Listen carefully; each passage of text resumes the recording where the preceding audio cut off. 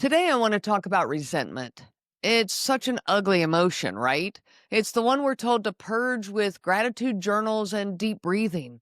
Don't hold on to resentment, they say, as if it's a piece of gum you can just spit out and walk away from it. It's more like a piece of gum stuck to your shoe that you can never seem to get rid of. Resentment is what happens when your needs are ignored for so long that your soul starts banging pots and pans in the kitchen just to get your attention. It is not easy to get your soul to put those pots and pans down. Today, we are talking about that. Why resentment builds in covert narcissistic relationships long before you even understand what's happening. How it turns inward once you start blaming yourself, and how you can finally work with your resentment instead of against it. Welcome back to the Covert Narcissism podcast, where we shine light on the hidden dynamics that twist love into control and peace into confusion. Resentment doesn't just appear one day like, hey, guess who showed up uninvited? Anger will do that, absolutely. Anger comes fast and furious, and it comes in fast, and it a lot of times will leave just as fast. But resentment is not like that. It builds slowly and quietly. It's more like the mold behind the drywall. At first, you're just tired. You've been giving everything you have, trying to make the relationship work. You're patient, you're kind, you're bending over backwards just to accommodate them. You're forgiving to the point of sainthood, and still nothing ever actually gets better. You don't ever actually feel closer to them.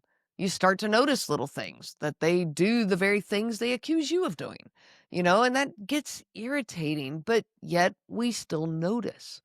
They never apologize. I mean, not really. At least when they do, you never feel better or closer to them. They play the victim after every argument. They seem to enjoy your guilt or discomfort just a little too much, as if it justifies their actions and their attitudes. And deep down, something inside you whispers, this is not right. But the problem is, you've been trained to silence that voice. So you shove it down. You blame those feelings of resentment on your own stress level. You're tired. You've been, working a little too hard, haven't gotten enough sleep. Maybe even you blame it on your hormones. You think maybe if I just tried a little harder, or maybe if I had a little more self-care, then I would feel loving again. So resentment kind of steals you from feeling loving towards them, but you're confused because you don't know why you don't feel love towards them. But how can you feel love when you're constantly walking on eggshells? When you're constantly monitoring their words? When you're constantly stuffing your feelings inside? How can you feel attraction when every interaction leaves you emotionally bruised? You can't. And that's not coldness on your part. It's self-preservation. Because when your body and mind have spent years bracing for criticism, rejection, or withdrawal, you stop associating that person with safety. Your body stops associating that person with safety. Your nervous system has learned that letting your guard down leads to pain, not connection.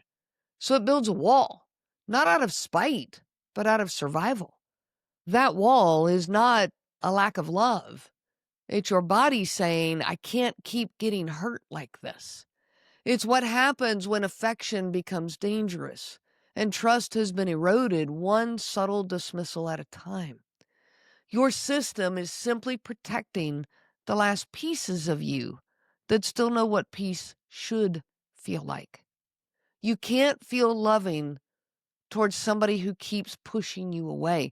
It's like deciding you can make peace with living your life beside a jackhammer. That jackhammer is going to get under your skin. It's going to irritate you. You can't do it. But then you feel guilty. Why am I not attracted anymore? Why can't I feel loving in this relationship? Why can't I feel safe? What's wrong with me? I'm going to tell you that nothing is wrong with you. You're just tired of being treated like a disappointment factory. And then one day you do see it. Your eyes open up. Maybe it's a podcast episode that hits a little too close to home. Maybe it's a conversation with a friend. Maybe it's that one moment when their mask slips and you realize, oh my gosh, this isn't love. This is control. And suddenly the floodgates open. Now you are full of resentment. But now you're not just resentful about last night's silent treatment. You're resentful about the last 20 years of them. The wasted time, the emotional Olympics you performed just to keep peace, the countless times you stood up for them to other people because, they just don't understand. You look back and think, how did I not see it? And here's where resentment doubles down. You resent them for what they did, but yet you also resent yourself for letting it happen. But here's the truth you need to hear. You didn't let it happen. You were manipulated into a reality where the abuse was disguised as love, where patience was praised and boundaries were punished. Of course you stayed. You were trying to love them the way you wished that someone had loved you and the way you wished you could love them. So resentment is your soul finally realizing that it's been carrying someone else's mess for way too long. Now let's be clear here. Resentment is not moral failure. It's actually information. It's your body way of saying, hey, something mattered here. Something important was crossed or taken away or ignored or dismissed. When you are being abused, manipulated, criticized, invalidated, ignored, yelled at, it's not supposed to feel good. Your system feels bad because it wants you to do something about it. When you think about the fight or flight mode and how it feels inside your body, it doesn't feel good, right? Well, it isn't supposed to. If your body feels good when you're standing in front of a bear in the woods, you might stop and try to take a picture of it. No, your system is screaming at you to run. The fight or flight mode is not supposed to feel good. Your system wants to protect you. Even when the abusive behavior is subtle and gradual, your system is still doing the same thing. And you can only suppress it for so long before you start paying for this. Your body will get your attention. Okay, this starts showing up in mental distress or in physical issues within your body. Well, that rebellion that your body is putting you through, that's resentment. Think of it as your emotional check engine light. You can ignore it and hope it goes away, but I don't know if that's ever worked out too well for you to ignore your check engine light, in your car and just, it'll go away eventually. Well, that doesn't usually, work out too well. Well, the same thing is true of your body. Your emotional check engine light is not going to just go away if you ignore it long enough. You might need to actually pop the hood and look at what's wrong here. What is your system trying to tell you?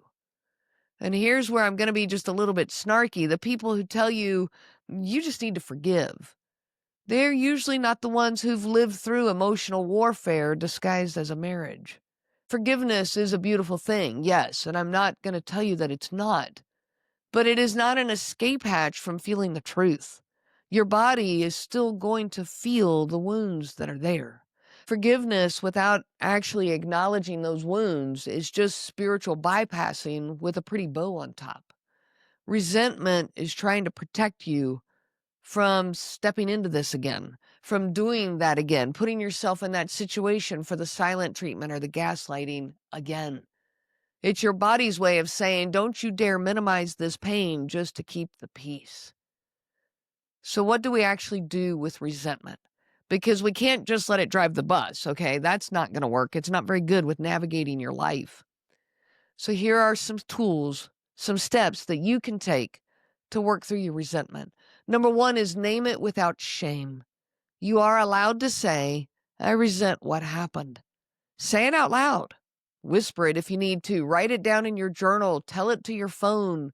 Resentment loses power when it is acknowledged. You don't have to pretend that, you don't have to white knuckle this and pretend like it's not affecting you, that it's not impacting you. You don't have to perform forgiveness for anyone. It is okay to say, hey, this hurt and this upset me, and I don't feel good about it. Number two is separate the emotions. You can resent someone's behavior and still grieve the love that you wish you had, the love that you wish could have existed with them. Those emotions can coexist together.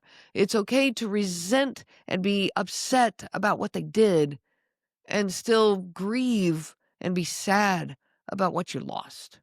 The grief says, I miss what I hoped for. Resentment says, I'm angry that it wasn't real. Both of these are valid. Number 3 is stop turning it inward. We are masters of self-blame, aren't we? You resent yourself for being naive, for staying too long, for not seeing it, for believing the words, the tears, the promises. But I want you to remember, you were not foolish. You were loyal. And they exploited that loyalty.